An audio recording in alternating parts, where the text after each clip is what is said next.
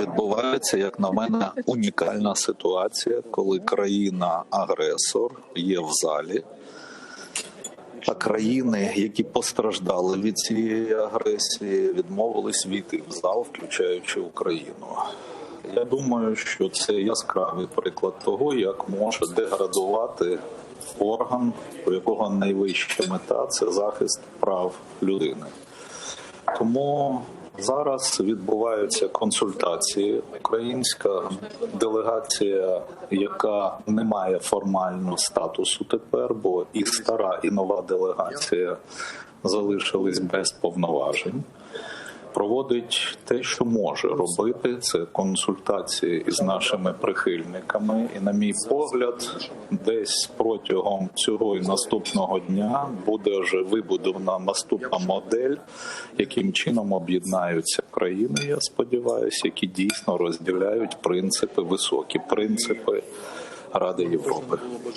Ну, а якщо говорити про цей, так би мовити, формат роботи української делегації, то коли була ухвалена така стратегія? І ким?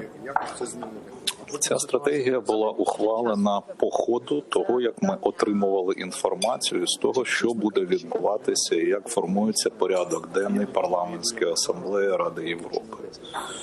Ви знаєте, що спочатку відбулися установчі збори делегації, а далі ми зрозуміли, що, на жаль, жодного українського питання, яке б давало можливість відстоювати українські інтереси, жодного питання, де можна було б підняти порушення прав людини російською стороною, не включено в порядок денний. Тоді було ухвалено рішення про те, що нова делегація не буде їхати на цю сесію парламентської асамблеї Ради Європи. Лише було відряджено декілька представників, які представляють різні фракції українського парламенту, саме для того, щоб провести консультації, щоб це була не окрема позиція української делегації, щоб нас підтримали як можна більше країн, принаймні тих, які в свій час пішли на демарш,